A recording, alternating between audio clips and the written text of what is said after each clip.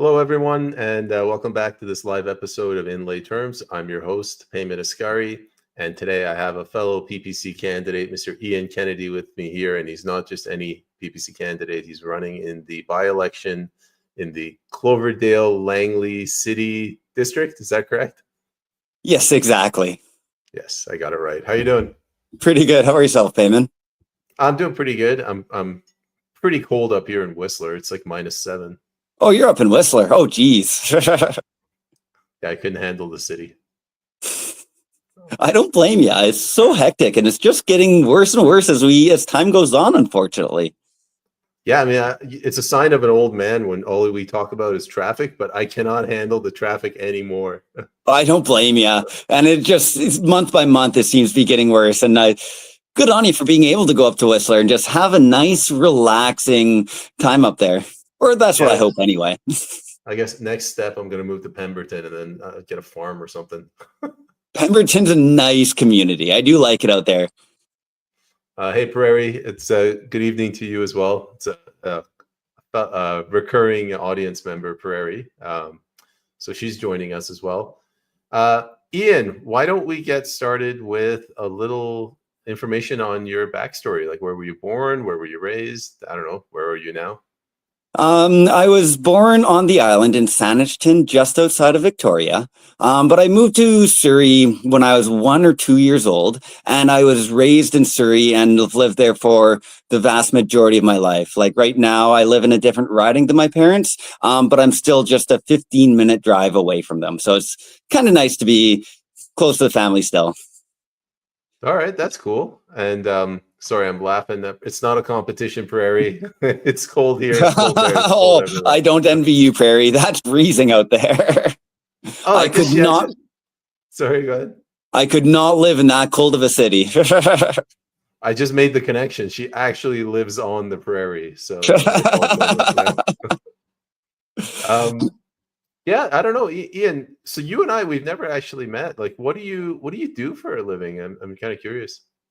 I work at New Line Hose and Fittings, and I work in a very small branch. There's only 3 of us, and I'm a supervisor of that branch. I've worked with the company for 9 years. I'm lucky to work for a locally owned company, and he's a very good guy who is very involved in the company. So he's the exact kind of owner that you'd be looking for. And he works his butt off to do his best to help people out throughout the community with hoses and fittings. And I've learned a lot from him. I've learned a lot from a lot of other people. And so I'm very, very appreciative to be at the company that I'm at. And what made you go into politics? Well, when Maxime Bernier was running for the CPC leadership, I just completely wrote it off myself. I'm like, oh, they will just have another corrupt politician. Why am I going to care on who gets elected? They're still going to have my vote at that point. But at the same time, my heart's not in it. And so when I found out that he left the party after he didn't get nominated, I'm like, all right, now I'm very curious. What did he actually stand for? Why is he leaving the Conservative Party? Because this is a little strange to me. And I looked into it, and I really, really liked the things that he said. And so for the first time in my life, I joined a political party just because he struck a chord with me that I really resonated with, and decided that for the first time in my life, why not? Let's join a political party and see what happens. And I slowly got more and more involved with the PPC. Had an unfortunate instance where the candidate we had lined up, he dropped out. And so we looked around the table. I'm like, well, does anybody else want to run? Silence across the board. I'm like, yep, I'll go for it. See what happens. So it's just basically by necessity. Oh, exactly. And I didn't know that it would lead to me running in now my 3rd election at that time. I just wanted to make sure that the PPC had a name on the ballot. We had someone that we trusted and that stood for the morals and principles of the PPC. Which we're kind of skipping ahead, but like, what is it? Like, what are some of the values that are important to you? And we can kind of brainstorm because I'm putting you on the spot. But like, do you have like a 1, 2, 3? Is it gun rights, property rights, self-defense, rule of law? Like, what is it for you? Oh, definitely all of the above. I believe in personal freedom. I trust our citizens, and I trust especially the gun owners, that they're all law-abiding citizens. Like, they go through an extremely stringent process just to get their PAL and just to be able to own a gun. And so they're extremely well vetted. And then to take their guns away and yet keeping the illegal guns coming across the border, going to the gangs, those are the real issues that need to be fixed. Community safety is really a huge thing to me, but also community prosperity and taking the big government, reduce it down, and give the communities the power to make their own decisions. The federal government shouldn't be deciding that what is good for one community in BC is good for a community in Ontario. They're totally different provinces, totally different people, and totally different needs. And so, like, I believe in personal freedom and that everyone should be able to choose their own path forward. I'm not one to tell basically anyone how to run their lives. Why should the government be able to tell us how to run our lives? That was a really good answer. If somebody had asked me, I probably would have fumbled through the words, and I would have used the word property rights like 11 times. I never mentioned this. I know you know this, but I'm also running as a PPC candidate in West Van. Our riding, it's a pretty affluent area. There's not very much crime. What's it like in your area? Is crime starting to become a problem? I'm very, very lucky in the area that I'm in. I'm just outside of Newton, Surrey, where crime is getting worse and worse there. I'm starting to see more of a homeless issue on my area, and that is very concerning to me just because we all have the right to housing and we all have the right to be able to earn our livelihoods, and to see more and more people out of jobs and out on the streets is disheartening. And quite frankly, it just hurts me. I want to see a more prosperous country. We also started to get a homeless problem 10 years ago. We didn't have this problem. And then just shortly thereafter, I started noticing in parks, around bathrooms, around the main streets and the ferry terminal. What do you think is causing this? Oh, and it's so hard to say. There's so many different factors, and we need to look at this in far more detail, in my opinion, because in my opinion, there's probably a large amount of factors. But with the housing crisis, I think that's the biggest one personally, because no one couldn't afford their own house. No one can afford rent. People who own their homes are getting foreclosed and just getting kicked out to the streets. And where else can you go? What else can you do when you're in that position? And the communities aren't strong enough to be able to to have a good support network for the people that need it in these cases. Do you think it's like a money issue? I always focus on the debt. When you got 1.5 trillion debt and you can't even pay the interest on the debt, that's probably, things are going to get worse. They're not going to get better. But what is it in your area? Is it just outsourced temporary foreign workers? What's causing the homelessness? I think it's just I think again there's a wide range, but there's also more people that need houses. Like with the influx of people that we've been receiving in Canada, we don't have the housing to keep up with the amount of influx of people coming in, which comes down to immigration and illegal refugees and all of that. So I think that is one aspect that we need to look into and just cool down immigration down to 100,000, give or take, maybe even less. Let's look into a little further and see if that's a good number to cut down and just to allow homes to be built and to catch up to the amount of people that we have in our communities. What about it's just funny. It's like I'm getting information from a parallel dimension. You're only like maybe 150 kilometers from me, but I want to see how things work in your community. Building homes in West Vancouver, like, it's a nightmare. You need a permit for everything. Is it the same there? It has to be. It really is. Yeah, and it's the same thing. The permits really slow things down. Like when I don't remember if it was the BC government or the Canadian government, but I believe it was the BC government who had some quotas set up for different cities and municipalities to meet. Very, very few people could meet those quotas just because of the stringent regulations to go through. Now, obviously, you want to make sure the houses are safely built and that they're safe for people to live in. But I do, at the same time, in our society, I think it's gone too far. We need to find a way to just get housing done quickly. And the regulations are a huge part with that because it slows and bogs things down way too much. Oh, it's impossible to do anything. I always give the story that if you want to remove debris from your construction site, like bricks, you got to get a surveyor out to make sure you have a temporary fence around every tree so that you don't damage the trees on the way out. Like it's how can you ever get any work done? Oh, no kidding, eh? Like, and for the most part, I believe people are respectful. And like at times at work, and I'm guilty of this, you do kind of rush things, get things done as quickly as you can. And that's when mistakes happen, unfortunately. But for the most people, people have a good heart and do care about things. So I do trust people to have our cities in their best mind and do things the best they can. Corporations, I'm 50-50 on that one, but here we are. For the everyday person, I do trust.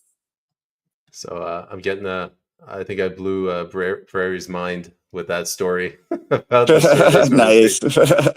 Why don't we jump over to you guys, you and the fellow candidates in that by-election. There was recently an article written about the top 3 issues. Why don't we start with yours? Yours was just added a few minutes ago, right? Oh, good. They did get it in. I was had a mad rush at work earlier today. My phone was going off, so I went out for a quick break and it's like, oh, geez, I have less than 30 minutes to get this in. Well, let's see what happens. Hopefully I don't get too busy at work and I'm able to complete it. And I just got it done as quickly as I could. So I just really, honestly, I rushed through it. I didn't. I just went with my heart and was going to see what happens. No, it's a very well written article or piece from you. I don't know if you guys can read this, so I'm just going to read the top 3 priority issues. Number 1 is the high cost of living. Number 2 is the housing crisis. And number 3 is the freedom of choice. I don't know if you want to go through these one at a time. Like, do you want to speak to the high cost of living and what your thoughts are on that? Oh, and with inflation, inflation's obviously the key point. We do need to work with the Bank of Canada and basically lower inflation right back to where it was pre-COVID. The issue is that COVID spending policies have just killed everything for us, and all the companies are fighting to make a profit. So of course, all prices go up, and we're all stuck where we are at today with very little end in sight. We have a big government who is spending a lot of money. Like even recently, they're giving every Canadian $250. What are the costs that are associated? Just the bureaucratic costs and all that associated with giving out $250. Why not make living cheaper for all Canadians and just make it easier for us to live rather than handing out money because you feel you need to, because your spending policies during COVID and still currently have just gone out of control. You know, I'm accelerated aging over here. Like I'm like the curious case of Benjamin Button, except I'm getting more boring faster than I am aging. And one of the ways that I'm getting more boring is I'm obsessed with like statistics and taxes. Since Trudeau got in 2015, the tax revenue that they've collected has gone up 56%. So whatever we collect today is 56% more than what we were collecting in 2015. So we're taking in 56% more, and yet we still can't balance the goddamn budget. How do we get out of this? No kidding, eh?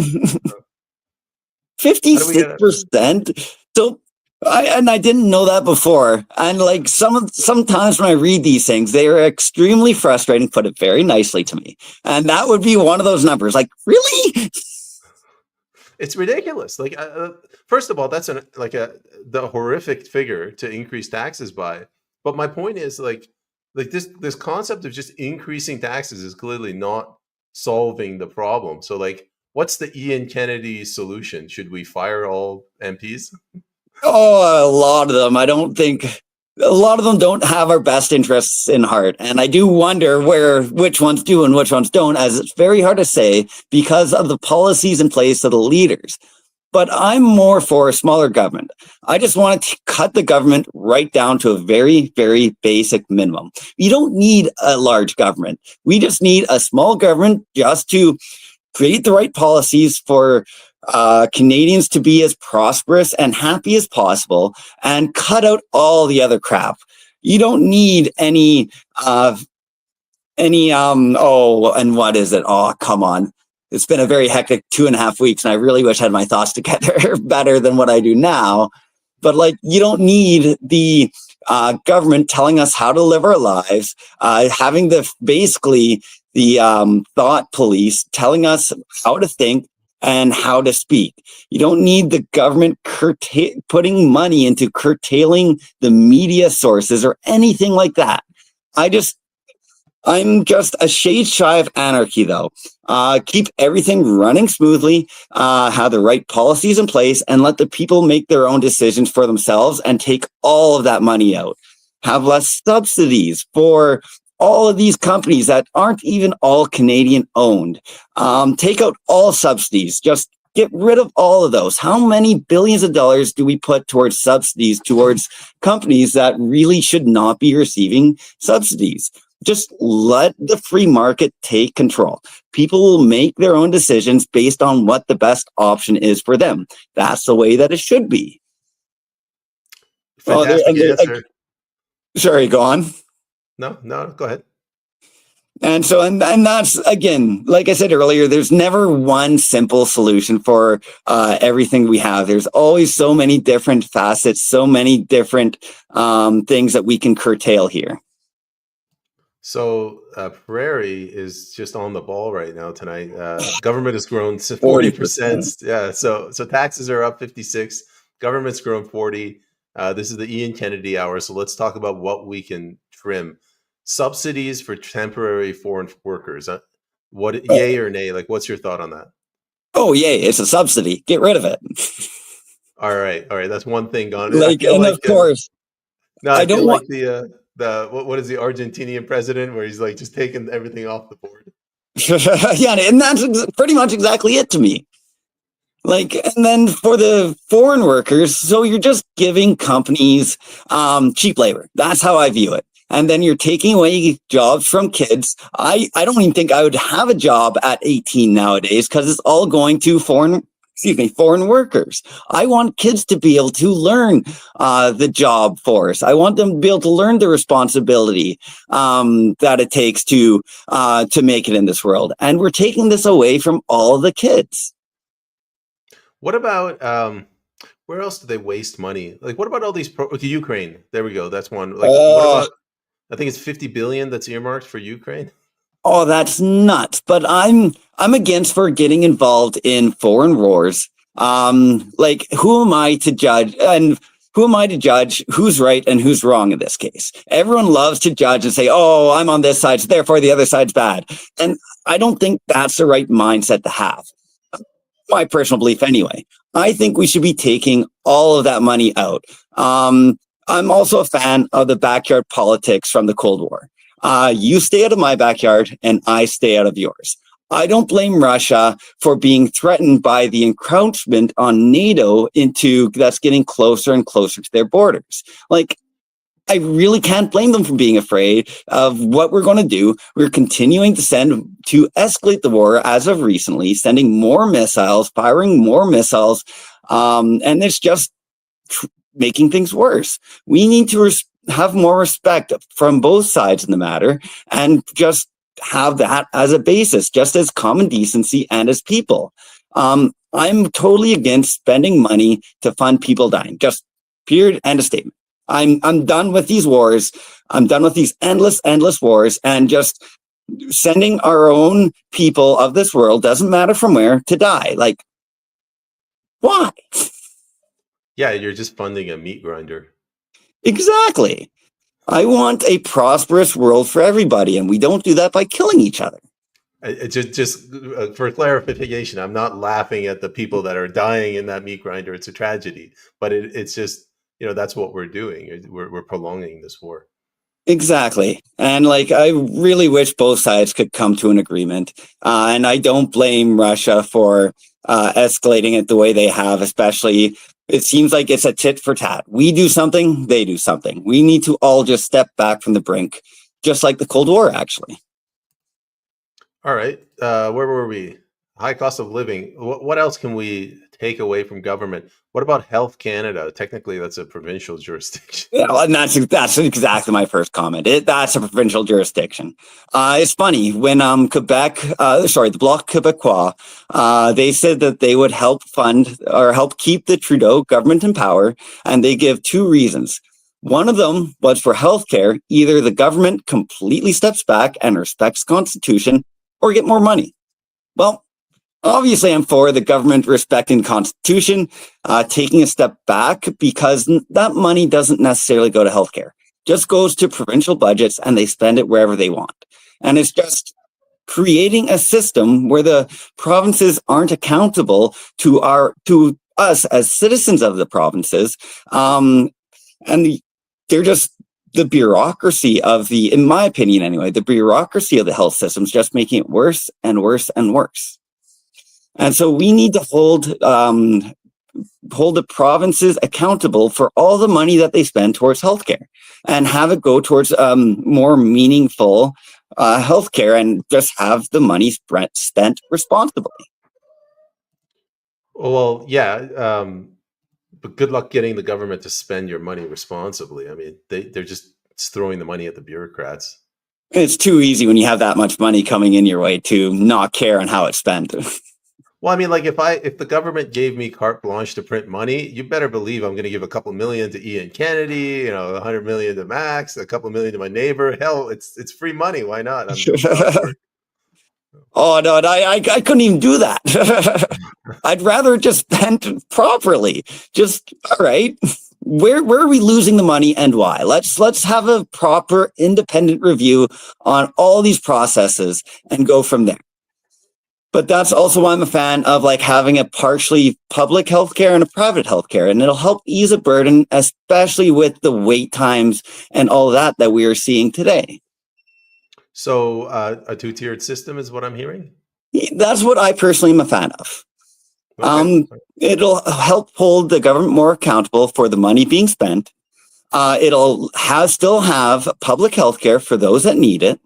In a proper, well-run world, you won't see a dip of doctors really between the private and public healthcare like everyone's very afraid of, and that is a concern. But that will also hold the provinces more accountable for how they're spending that money. No, it's a very valid position. I'm sure your constituents will like that. So we have a lot of people viewing, but there's only Prairie that's dominating the comments. She has a question. What's your thoughts on Canada Post? I think she means the strike.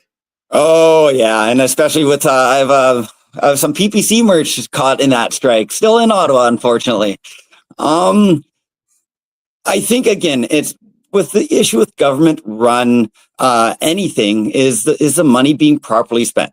The Canada Post has been losing billions upon billions of dollars. What is it? $3 billion over the last 8 years since 2016, give or take.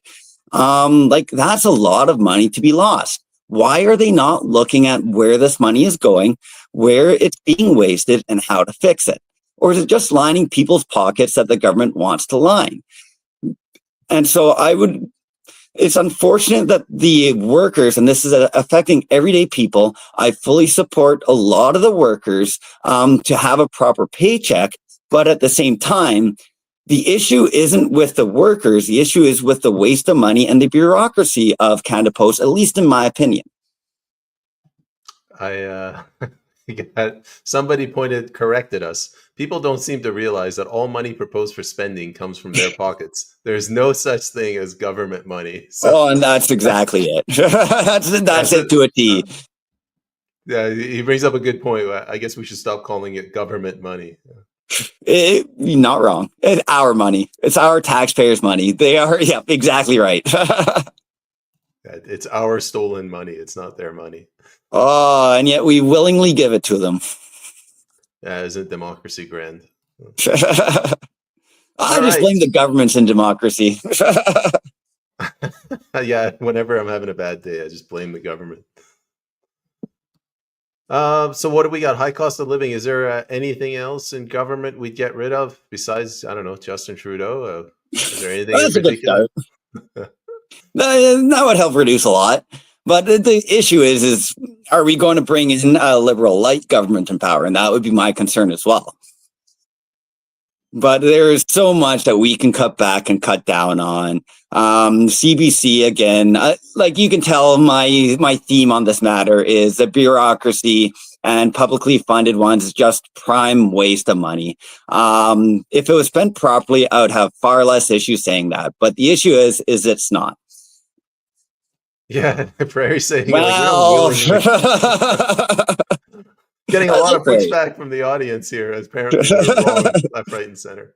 I begrudgingly give it to them would be the proper words to use. I'm doing it, but is it willing? It is, because I do not want to deal with the repercussions. So I do willingly pay them my taxes, but it's because I don't want to deal with the consequences if I don't.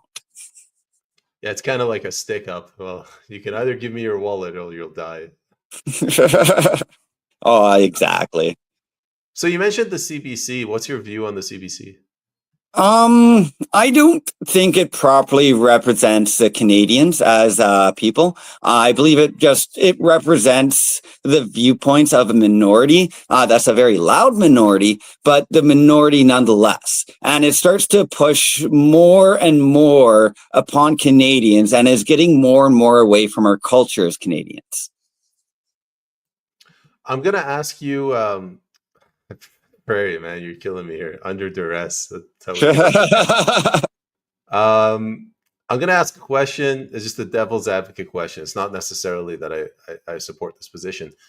Some people say that we need a CBC because if we didn't have a CBC, a CNN or MSNBC would come in and would get worse. Like, what do you say to that?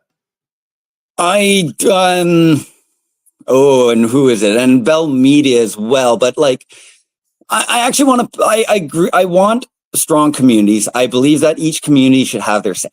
And I do believe that it should all be Canadian owned. I don't agree with any foreign or outside influence in our news media. And I would love to see more Canadian owned companies take that mantle and more local companies take that mantle. Now, the issue is also support. And so I think, again, that each community should be stronger by doing more or having more for themselves. And I think that falls directly in line with it as well, is that each community could have their own radio station that they can support on their own and have it locally funded, locally ran, and do it for their community and for their own people. But I do agree with that statement. And this is a nuanced, as everything is, a very nuanced issue. Because, like, for example, I'll take Bell Media. What they got millions in subsidies to keep their small radio stations running, and a year later, maybe less, they just bailed out of it anyway. And so, like, Bell Media, a Canadian company, is doing that kind of thing as well, and it bugs me. They're all bad people, basically. Ian, anything else about the high cost of living or what you'd scrap? Speak now or forever hold your peace. Oh, the list goes on.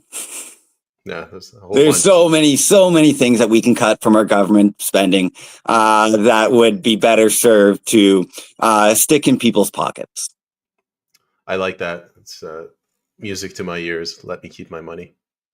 Oh, exactly. We all deserve it. We all work hard for it. And yet we're paying more and more each year to taxes. I don't know if you can hear that. Anyway, that was a signal was going crazy. And I lost my train of thought. Housing crisis. We touched on this as we started the episode. But why don't you go into more detail? I don't know. Why don't you get the conversation started? Yeah, and as I touched on, it's a supply and demand, just basic economics. When you have more people coming in than you can fit, the worst is going to happen. Prices are going to skyrocket.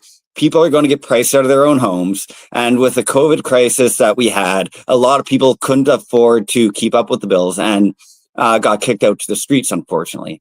I do believe that we need to just help with the supply and demand part as much as the federal government can. And then just keep on supporting our communities to get houses built and to house the people that they need in their community, to do the best things for their own people.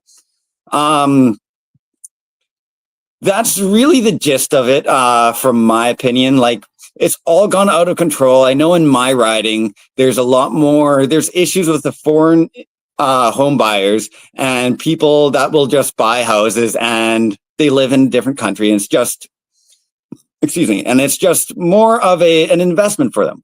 The BC government tried to stop that, or let me rephrase. They try to get more money from these people by putting a tax on it.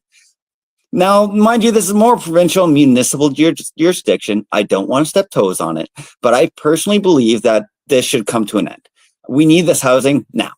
Like, period, end of statement. You need to prove that you have people in your house, or you have to prove that you have people living in each home, and that would help alleviate the stress. But again, I don't want to step on the provincial toes. I don't want to step on municipal toes. That should be totally up to them. And so the issue a lot with this is it's a lot of a provincial municipal jurisdiction that I can have my own opinion on, but I don't want to step on their toes. You mentioned supply and demand. So let's focus on the demand federally, basically immigration. And that's the biggest thing. Yeah. How has the Trudeau government not woken up to this massive problem? Arguable. Like, they've even started to try to curtail and put get a smaller amount of immigrants in, but they're also not doing anything for the illegal refugees, from my understanding. So they try to bring it down. I think it was down to 350,000 to 400,000, which in my opinion is not enough. But they're also realizing that they cannot keep on going this route. So they'll try to do a little bit to try to help, but it's not going to go far enough, in my opinion. But I'm shocked that they even did that on its own. Yeah, I was surprised. It's almost like something changed on November 6th, and it caused them to, reverse their immigration policy. I can't put my finger on it. Maybe something south of the border. Maybe. Just maybe. And they're also realizing that we as Canadians are fed up with these policies. Or at least I know I am. A lot of people are, and some people don't want to talk about it. So I'm Iranian, and I noticed with the Iranian community, there's a lot of self-censorship because they believe if they criticize immigration, then they're all liberal voters, and then they're racist, like the conservatives are racist. So it's self-censorship. And I don't blame people for having that thought process. Goodness knows I've had that thought process myself until I've been waking up more and more, seeing more and more would be the better way to put it, and seeing our communities just get worse and worse and worse. Like, I wish we could be saviors of the world. I really do. But at the same time, we can only do what we can do, and we need to protect our own. This guy in the comments, I'm assuming it's a gentleman, it might be a woman, might want to reach out to them as their campaign advisor. It's not just supply and demand. The cost of construction is related to the massive costs due to taxes at every level and government regulations. What's your thoughts? Well, I like these people. You have a very good watcher base here. I totally agree. And I really like the comments that they're saying. They're helping me keep online here. Like, cost of construction's gone up, and there's a lot, and the construction companies, or at least the owners of the companies, have got a lot of money through when it first spiked up. But also, on that note, they're really on point, especially with the concrete shortage that we had, 4 years ago, give or take. And so, where was the supply of building materials and all of that? We need to have a healthy supply of building materials, and do our best to keep up. And if there's a concrete shortage. Where are we going wrong? What can we do to fix it? Is there another avenue that we haven't explored? Canadians can be very innovative when we have the right systems in place. I want to encourage small businesses to be able to innovate and come up with new and better ideas to have these for building materials and for everything else. As soon as you said concrete shortage, I spaced out. I'm an IT guy. Everything I do is virtual. I don't understand the real world. I work in an industrial setting. I'm very lucky with that one. I took that straight from one of my customers at work. Okay. Mingen, if you want to run for public office, I will donate to you. This is another great comment. Housing crises and all crises gives the government a reason to take control of the people. What are your thoughts? It seems to be more and more of a power grab. That's why I don't like big government. I think that government should just stay out of people's lives and create the proper policies in place for everyone to take control of their lives. And we're giving the government more and more power as time goes on. Thankfully, the COVID crisis didn't get any worse than it, in my opinion, really could have. And I give thanks to the trucker convoy and Maxime Bernier and all the people who worked hard to keep our liberties and freedoms to us as Canadians. So government needs to be much smaller. We need to limit the government's power in every single possible way and return that power to the communities and to the individual. We're kind of getting a little bit on a tangent here, but I want to explore that. You mentioned the trucker convoy. Things were getting really dark. Like, if it wasn't for that convoy, like, we could be living in a completely different world right now. Oh, absolutely. And I remember, unfortunately, I couldn't go. And I remember one person I was working with said that, oh, why even bother try? It's not going to change anything. I'm like, time will tell. We will see. I'm glad I said that because I think it made the world a world of difference. Who knows what kind of world we'd be in without the trucker convoy standing up for our rights and for our freedoms. And then for the government to go back and to jail the leaders of the trucker convoy for a peaceful protest.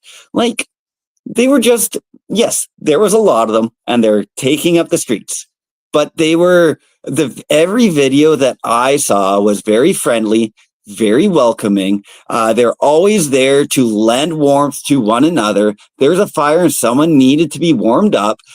No hesitations. It's very Canadian of us. What can I say? That's how we do things as Canadians, and that's part of our culture. And then for Trudeau and for the media to run with the story that, oh, there's criminals in here, just throw them all in jail and all that kind of thing. It's absurd. I have other words going through my mind, but to put it nicely, that's absurd. It's definitely a double standard. When the truckers, they commit mischief, which is a word most of us wouldn't even really understand, they go to jail. But when the politicians commit treason, it's an ethics violation.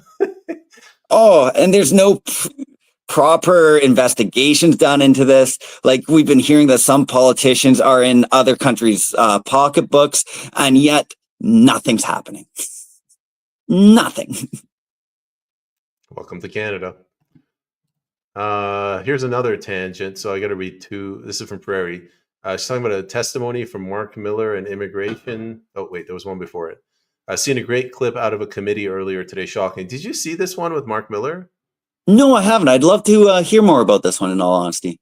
I actually didn't watch it. I just read the headline. I'm a little bit busy. But apparently, he said something to the effect of immigration will solve itself. He said there's 4 million people whose visas expire next year, and they'll just leave. And I was thinking, I don't give a rat's ass if they leave or not. How the hell do we have 4 million in a country of 40 million? Oh, no kidding, eh? That's ridiculous. I'm pretty sure that's what he said. Prairie, correct me if I'm wrong. We're all waiting for Prairie. Yeah, I don't know. What are your thoughts on that? Well, how did this happen in the first place? But at the same time, we got to deal with the hand that we currently have. So I can bash the government, and I do, for their policies and for their actions. But if wait, I just want to ask one question. So are there going to be illegal in 1 year, or are there currently 4 million illegal people here illegally? My guess, I think this is what's happened. Every year they let in about 1 million people, and let's say 800,000 of them are visa holders. So from 2015 to now, you can get a buildup of 4. And I don't know why all of a sudden next year, all 4 million, their visas will expire at that point if they haven't left. Yeah. It's hard to say. For the ones that want to be true Canadians and want to integrate into our society, I am all for having them as Canadians. As long as we can all unite as Canadians, I'm all for it. But for the ones that don't want to unite as Canadians and to kind of just rally around our culture, as much as I hate to say it, I don't think that they should be here. Again, we need to find ways to unite. We can't keep on having our communities get segregated more and more by race. We all need to unite as Canadians and as one. And so that's really my bottom line on that one is like me personally, if they're willing to integrate into Canadian society and willing to, and for them willing to say that they are Canadians more so than their previous nationality, I welcome them. But if they will still identify with their previous nationality, then I don't think that they should be here, because I believe Canada should be for Canadians and for us to be more unified as Canadians rather than keep on segregating ourselves into different sects and ghettos, if you will.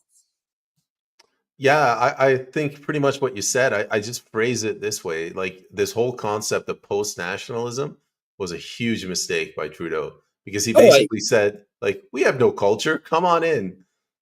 And that's just fragmented our society more and more. How else are we going to know without trying it, though? It sounded great to begin with, and then you see it more and more, and it's just like, this isn't working for us. So we need to just go back to having a Canadian culture and go back to being Canadians as one. Amen, brother. All right, let's try to bring this back. We started with the housing. So what have we talked about? Supply and demand. We talked about too much immigration. Don't step on people's toes. Is there anything else related to housing you'd like to mention? Not that I can think of off the top of my head. We can always come back. Freedom of choice. What does that mean to you? Oh, in every aspect of our lives. I do believe, I'm going to pick the dairy cartel and the fact that these government run organizations and cartels are keeping our eggs and dairy inflated, because they are keeping everything down going through them. They'll only release a certain amount a year, and they will only and we're stuck with higher prices, because since they restrict the flow of it, we're stuck with higher prices with what we have. Now, I believe in a true open market and having a freedom of choice. So to pick the dairy, a lot of people go down to the States for the cheaper milk and eggs. Go figure, especially in today's day and age. I don't blame them. So what can we do to bring that to Canada and have Canadian companies compete with that? And I disagree with a lot of regulations and whatnot. The interprovincial trade barriers, again, freedom of goods should move smoothly across provinces, versus us having each province having their own trade barriers. So we should have a freedom of choice across the board on that one. We should have freedom of choice in medical. We should be able to choose what's best for our bodies instead of doing what's best for the pharmaceutical companies. And to me, that's a huge one, because it just lines the pockets of pharmaceutical executives that don't necessarily have our best interests in mind. for those who do not know about the Purdue pharmaceutical scandal, I think that one was 6 years ago. That one really opened my eyes, and I'm very concerned about the way that the pharmaceutical companies are ran because, well, they get money the more sick we are. So why not make Canadians more sick? Because they'll get more money. Why not? And it just lines their pockets. Whereas there's better, not in all cases, but there can be better options out there that are more natural and that do not line the pharmaceutical pockets. And so, like, I want to explore those avenues more. Freedom of choice just across the board, and take the governments and take the big money out of the picture. I don't think big money necessarily has our best interests in heart. I want to remove these big interests and, again, go more to the community level. You can tell that's a very strong point with me, to empower communities. No, it's a good message, and I think it'll resonate when you're door knocking on December 1st. Anyone in the audience in his area, maybe you'd like to reach out to him and support him. And even just ask questions and to clarify anything that I say, and to hold me accountable for anything I say. Please, absolutely. There you go. What were you? Oh, I was going to mention this. So one thing with health and pharmaceutical that's insidious, like this incentive structure in BC, they're making money off of selling the drugs. They're making money off of the treatment after they sell the drugs, rehab, and they make money off of MAID when they kill you when the rehab doesn't work. And nobody sees these three incentives. Oh, no kidding. Hey, it's just ridiculous. The amount of money that we give these companies is it's borderline criminal, if not criminal. Oh, yeah, it's one of my biggest pet peeves. Just having people that do not have our best interests in heart in charge of the pharmaceutical companies. Yeah, that one really frustrates me. And so I think we should take the power, and then the governments give them more and more money and encourage these thought processes and encourage these bad actors that are in these positions of power. So we got a comment from Prairie. They're trying to regulate natural health products as well, everything from vitamins on up. I don't know if you're following this. Are you? Not lately, but I wouldn't say they're now trying to regulate these natural products. I would say more that they've been doing this for decades. Yeah. So do you know Sean Buckley? He's with the National Citizens Inquiry. No, I know the National Citizens Inquiry though. He's the guy with the curly hair that does all the questions. He's one of the whatever commissioners, not commissioners, but anyway, he asks the questions. Okay. And he's got a NHPPA, Natural Health Product Protection Agency Association, and he's been fighting this, like you said, for decades. And they are hell-bent now to regulate vitamins just like they do pharmaceutical products. That's ridiculous. Like I said, freedom of choice. We should be able to choose what we want for our bodies. We shouldn't have other people that are trying to make these things disappear. I think that we should have more competition and more people with our best interests in mind, putting their best foot forward to do what's best for all Canadians. And in this case, for vitamins and all that, these are not, for a lot of these, they're natural supplements that help people grow stronger. They help fight diseases. They fight viruses. They help build a stronger immune system. So we don't need to be stuck on the pharmaceutical drugs when we have a stronger immune system. I was interviewing another PPC candidate from out east, Logan Arujo. I think I'm pronouncing it right. And he said, it's almost impossible for two grown adults to sell a product to one another now without government intervention. He was talking about a can of beer, but something like vitamin C that's been around for what, 1,000+ years? In capsule form, certainly 100 years. Oh, and and I mean, vitamin C, and ironically enough, we're getting scurvy nowadays. How the heck did this pop up now again? Makes no sense to me. And to regulate things that are better for people is just, it's inane. I don't like it. Yeah, the level of regulations just drives me insane. I'm a grown ass man. I'm a sovereign individual. Why do I need the government's permission to buy a dog? Get out of my way. Oh, no kidding, eh? And like, we should all have the choice to be able to do what's right for ourselves and have a wide range of options to be able to pick from for what's best, rather than having the government and other major interests jam these things down our throats.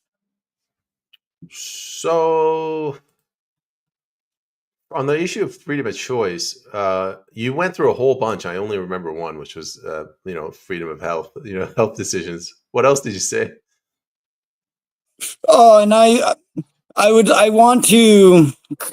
love to see small businesses and just to continue to innovate. I want to empower small businesses to come out with more things that even I can't think of, because I can be very narrow-minded at some points, and I know it. But at the same time, there's people much brighter minds that can offer what they believe is best, and to continue to innovate. I do believe that just even and we have a very protectionist market. I disagree with the protectionist market. I think that we should have a more competition. More competition means that people have to think more outside of the box, and to try to find out ways to better help Canadians, and then to continue to sell their products. I believe in a protectionist society like the CRTC, for one, the Canadian Radio and Broadcast Corporation.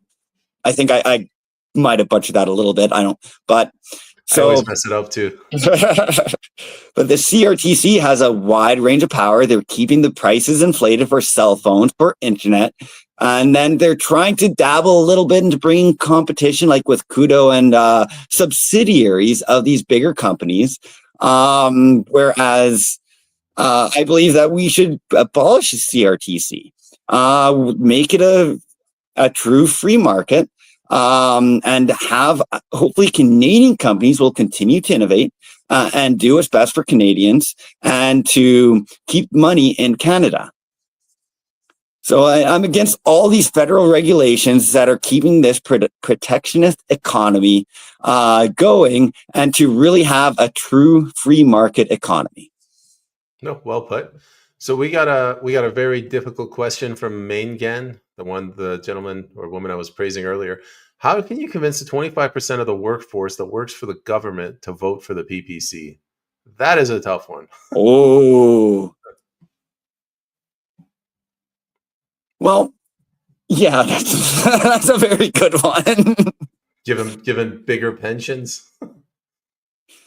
Well, I'd love to see I would love to see more good private companies step in to take care of these workers, and to help workers contribute to Canadian society. I want, like, they've obviously built some skills and a good skill set working for the government. I would love to see that skill set transfer over into another more meaningful aspect of their lives, and to continue to help Canadians out. How I would convince them to vote for me, that's a very, very difficult question. I just want to see a more prosperous Canada, which includes a smaller government, unfortunately, in these cases. But I truly believe that everything happens for a reason, and that I would never want to see them out for long. So I want to hurry up and get some good policies in place for them to find a meaningful job where they can contribute to help Canadians. Whether or not that'll convince them to vote for me is a whole nother story. Minegan's giving you 2 thumbs up. I would have to say that you handled that question masterfully. You trying to answer that reminded me of like a White House press secretary trying to justify some nonsense Joe Biden said. It's like, it's an impossible position. What do you say?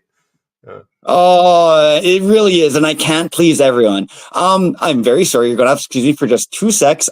My cat's meowing at my door, and it is a little colder out, so I'm just going to quickly run and let her in. All right. Any questions anyone wants to ask while he's gone?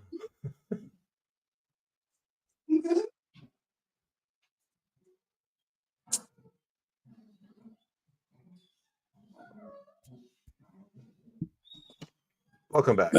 Thank you. Yeah, she's still young, so it's one of the first times she's been locked outside.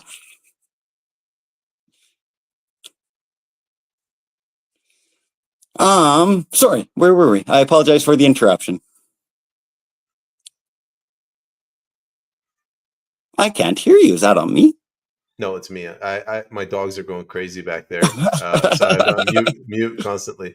Oh, fair enough. They might hear my cat in the background now. Yeah. Prairie says, "I like this guy." Why don't we head over to my beautiful graph if it shows up? Let's look at the other parties. We don't have to dwell on this too much, but like looking at the Liberal Party of Canada, like their top three issues were housing, which you mentioned, crime, and healthcare. So I guess my question to you is, what's your view on crime and healthcare, and why did you not put it as your top three? But there's so many things I could. There's more than a top three, in my opinion. I can't narrow it down easily to top three. Given the COVID restrictions and all of that we experienced, I do believe that personal freedom was very, very important to me. So I just kind of nudged it ahead. Sorry, I saw that we got raccoons, and I know that feeling all too well. Excuse me. But crime is an issue, obviously. Gangs are getting worse and worse, at least in the city of Surrey and the Lower Mainland. Gangs are getting worse, and we need to find ways to curtail the gangs and all of the money going to the gangs. Not that that's going to be an easy one, especially when a lot of this lies in the provincial jurisdictions. But crime, and I want to have and then for the other aspect, crime, there's people that are committing crimes because they're struggling to stay afloat. And so that will also touch a little bit into my point of the cost of living, because I want a more prosperous Canada for all Canadians. So that way people don't have the need to resort to crime just to survive. And I do believe in a stronger police force and all that. And I would love to empower our police officers just to be able to handle these crises that we're currently dealing with. Again, I think a lot of this can be illegal immigration is not helping matters. I do believe that that's making crime worse, as who knows how many criminals are coming across our border. I'd love to see everyone that comes in to Canada go through the proper channels. What do they have to hide if they're crossing the border illegally? And so that would help curtail with the gangs and some of the crime. And then again, making things better for all Canadians so people don't feel the need that they need to steal just to survive. All right, good answer. Let's quickly, I'm being mindful of your time, so let's quickly go over to the Conservatives. So they also have housing and crime, but they have the carbon tax. They've called this the carbon tax election, which I think is a bit of a mistake. And I have a feeling they're going to change their strategy. But the carbon tax, it's not a big chunk of the full taxes we pay. What are your thoughts on that? I'm talking about like income tax and property tax. Oh, exactly. And yes, of course, I want to axe tax as well, but that goes in cost of living as well to me. We're making things more expensive for Canadians to get by we live in a world currently with a lot of fuel, and I'd love to see better options out there, but I don't believe that even with the green technologies, with all that's the option. So now we're just giving us more taxes to pay the federal government to waste. So that just ties right into cost of living for me. I'd love to see the carbon tax on the federal level to be abolished, but at the same time, we also have the provincial carbon tax, and I'm not going to. Of course, I love to see that to be abolished as well, but I'm not going to tell a province what to do. I'm only going to focus on what the federal government can do. And you're right. Then I think this is just an aspect of the cost of living crisis that we are currently in. All right, moving on to the NDP. This kind of blew me away. They were talking about workers' rights. It blew me away because during COVID, apparently workers' rights evaporated if they were They made some specific health decisions. So what's your view on that?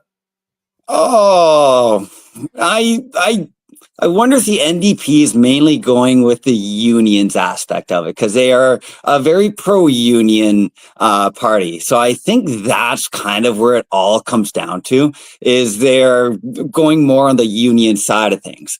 I believe that everyone should have the basic rights, and I do believe that there's a lot of good companies out there, and I'm fortunate enough to work for one, and there's bad companies as well, just like there's bad unions and good unions. Like, we need to have better system in place to make things more fair and equal for everyone. Not that that's going to be easier, that I have the answers on that. I'd love to discuss that more with people just to get their own opinions and to gather more info for myself on that one. But of course, we all have a right to decency. I would love a utopian world where we all enjoy what we do and we help contribute to society. And all companies and all workers are treated fairly and with respect. So making our way across, what about the Green Party? And I mean, it's no shock, but they put climate change as the top. Oh, go figure. What's your view on that? I'm against climate change alarmism. I do completely disagree with the way that we're taking things. We're just giving the government more money to use poorly, and I'm putting it nicely. They just waste it all. So I view this just an excuse to get more money in the government. Again, I don't necessarily trust the green technologies out there. I would love to see some independent reviews done on all the green technology, because I don't necessarily agree with the pit mines, and I don't agree with how we extract these precious metals, and I don't agree with basically slave labor or paying $1 a day to people in Africa to mine these minerals for us. Like, that should be criminal in my opinion. And the corporations, a lot of these corporations just get the cheap free labor, and they get a lot of money through the green technology. And I'm totally against that. It's all focusing the money into different areas. Now, with that being said, I believe we need to treat this world better. I believe we should be living more in harmony with our planet. And instead of just bashing our heads or just keep on continuing to do different things that we haven't done proper investigations into to see if we are actually doing this properly and treating this world as best we can. Now, I do believe in environmentalism. I believe we need to clean up this planet more. I believe that we need to treat this planet a million times better than we do. And I hope that we can work towards that goal. But I completely disagree with climate alarmism and that we're all going to die. I don't believe we're all going to die anytime soon. The world's not going to come to an end. They keep on moving the goalposts. Back in my first election in 2016, the Green Party member was just very monotone, and he seemed very depressed, like, we're all going to die in 12 years. It doesn't matter what we do now. We need to start changing our lives right now. Otherwise, we're all just going to die in 12 years, and just basically kept on repeating that. Like, I feel sorry for the people with that mentality. We should be going out and enjoying lives to the best of our abilities and being respectful of the world that we live in. Yeah, it reminds me of those people who thought the world was going to end in 2012 because of the Mayan calendar. Oh, that's hilarious. Yeah, no, and there's always people saying the world's going to die, and I obviously don't believe that one little bit. Yeah, it's happening. It's going to happen in like 5 years, and then when it doesn't, they just reset the clock. It's going to happen in 5 years. Oh, exactly. Like in 2016, I believe. Oh no, it would have been 2019 was my first election, so about 5 years ago. So that means we have 7 years left to live. It'll happen this time, I swear. Here's another good one from Meingen. The Uniparty is lying about their primary issues. There's crap about climate alarmism in the news every friggin' day. Amen, brother. Every day. And I can't. And I do my best to disconnect from the news because I just don't trust most of it. Oh, it's just garbage. It's a psychological operation at this point. It's a demoralization tactic. Oh, exactly. And and they get more money from it. So why not keep on doing it? Yeah, And that's like true. this year's the COP 2429 was held in an oil country. I don't remember. I think it's Armenia. If I'm wrong, it's Azerbaijan, where the prime minister or president of that country said that we're all for oil. Why not? Like, it's just complete crap on just, it's just complete crap to me. And so, yeah, and if I kept on reading that, I'd be going more and more insane. I got to keep what sanity that I have left. Yeah, I try to distance myself. Anyone remember Al Gore? And according to him, we should be underwater already. Exactly. I was thinking about this the other day. Like we had, maybe not in this order. We had global cooling. We had the ice age. We In had the global 70s, warming. Yeah, and then it got changed to climate change. But there was the hole in the ozone layer, the killer in bees, the 90s. desertification, the rising water level, and the icing on the cake was a meteorite is going to hit the Earth. Oh, yeah. There's always going to be an asteroid that's going to come close to us. Oh, no, they're going to hit us. And they keep on changing it every few years. Oh, it's always one disaster over another.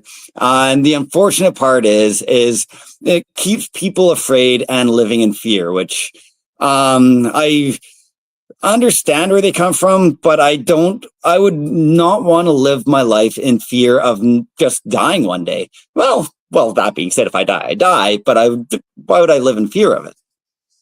Yeah, people literally they live in fear. That's their entire life. Oh, Uh, yeah. Meingen says, "How do you deal with the masses who don't really want to hear the truth?" Why don't I Th- pass that over to you, candidate Ian Kennedy? That's a difficult one. Because if you go too far beyond their belief system, a lot of people just automatically shut down. I was talking to someone probably about a year ago, and they were very, very left wing, which is fine. There's a lot of good qualities to both sides of the spectrum, left and right wing.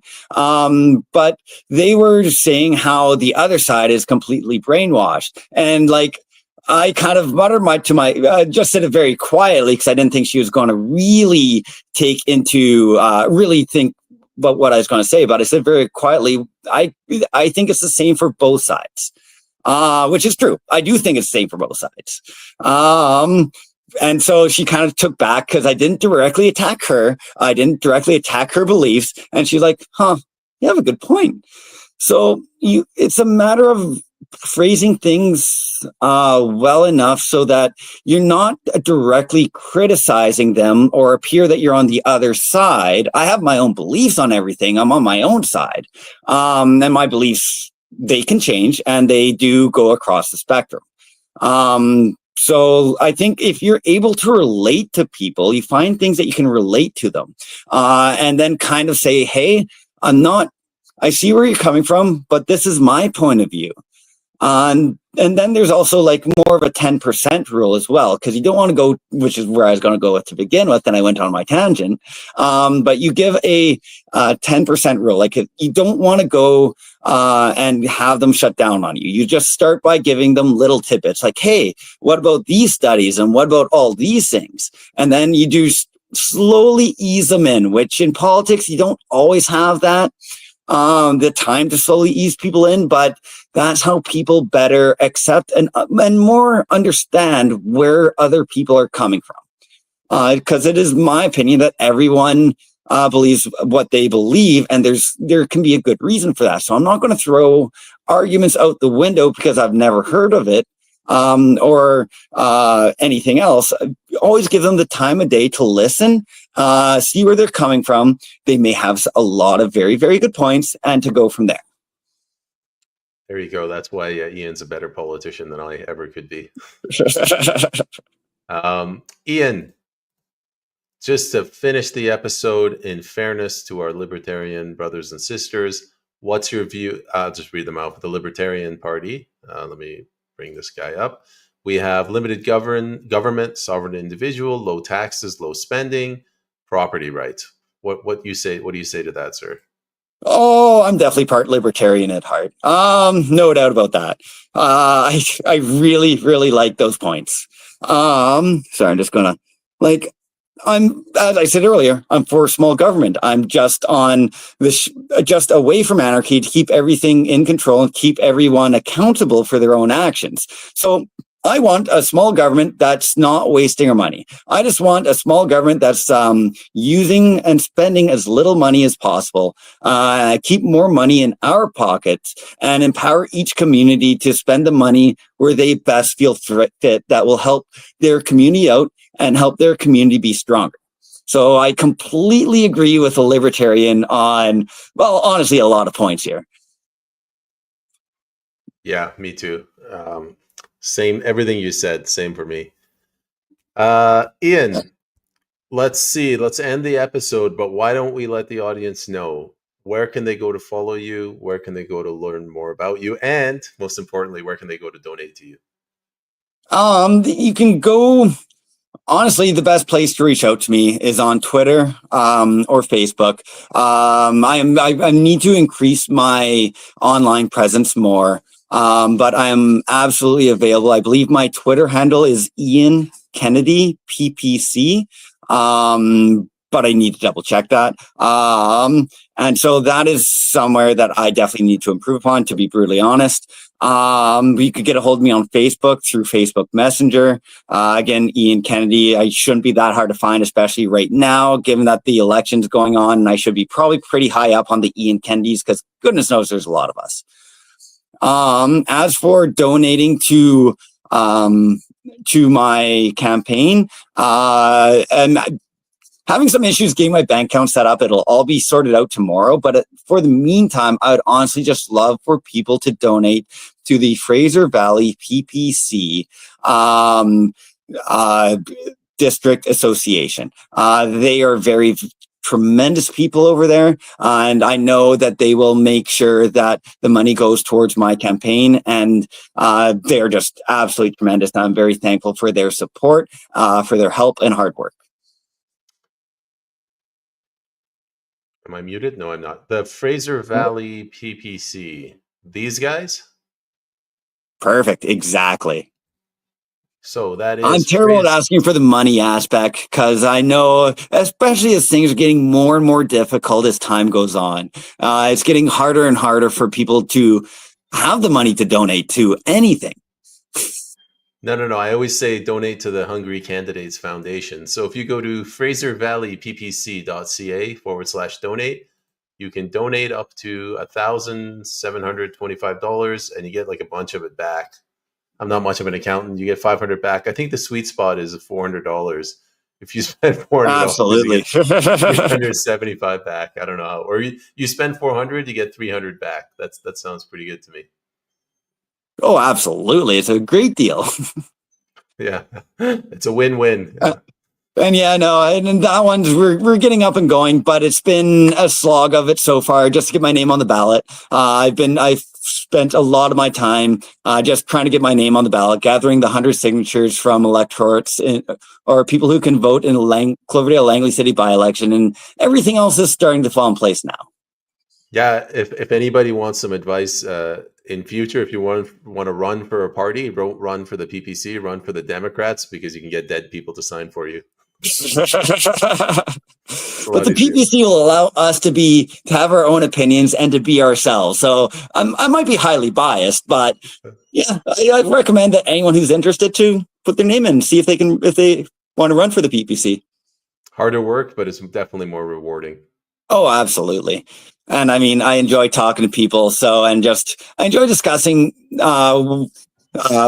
what I enjoy discussing with people with what can be done better, and have the hope that I can make people's lives better. Mr. Kennedy, you are a good man, and I'm sure you're going to be a wonderful MP. I hope so. Fingers crossed. All right, much appreciated for those words. I'll hold you over until after the episode, after we end the broadcast, but thank you very much for coming on. Thank you for having me, Payman. It is greatly appreciated. I had a lot of fun today. As did I. Take care, everyone. And thank you, everyone, for watching.